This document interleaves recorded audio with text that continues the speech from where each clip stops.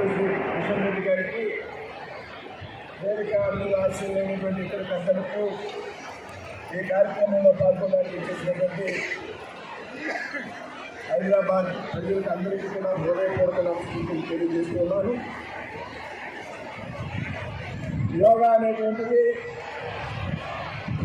భారతదేశం యొక్క ప్రాచీన సంపద అనేటువంటి విషయం మనందరికీ కూడా తెలుసు. ఋషుల కాలం నుంచి భారతదేశంలో యోగా ఉన్నది అనేటువంటి విషయాన్ని మనంతా కూడా గుర్తుంచుకోవాలి.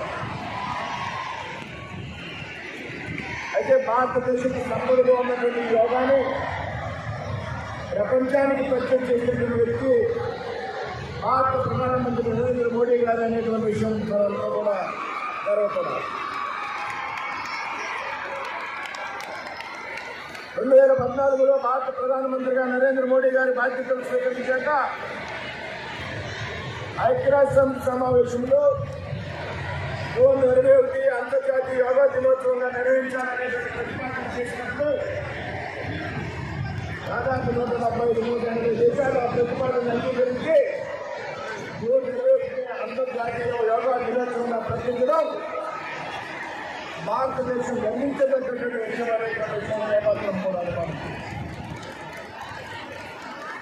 2015లో మొట్టమొదటి యోగా దినోత్సవం జరుగుతుంది.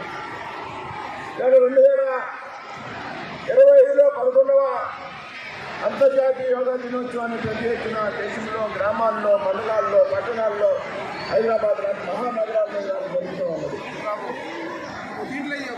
నేను భారత ప్రధానమంత్రి సాక్షాత్తు మన తెలుగు రాష్ట్రమైనటువంటి ఆంధ్రప్రదేశ్ విశాఖపట్నంలో పాల్గొనడానికి అధ్యక్షుడున్నాను. పంపిస్తాను సార్. మీరు ఏదైతే యోగా చేయడం వల్ల ఒక మానసిక ప్రశాంతత,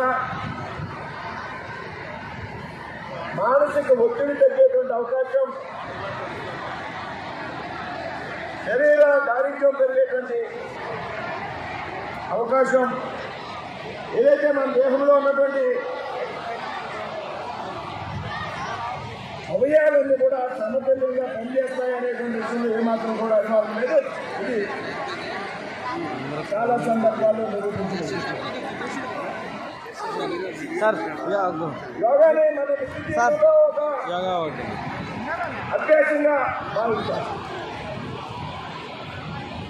ప్రతిరోజు యోగా సాధన చేయడం ద్వారా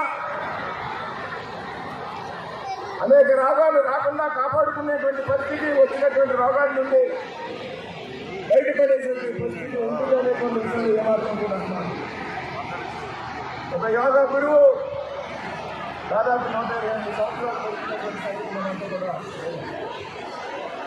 యోగా సాధన ద్వారా 2020లో భారత ప్రధాని పద్మశ్రీ అవార్డు ఇవ్వడం ద్వారా సత్కరించడం జరిగింది. ఏ విధంగా సాధ్యమైందంటే యోగా సాధన ద్వారా సాధ్యమైంది అనేటువంటి విషయాన్ని మనం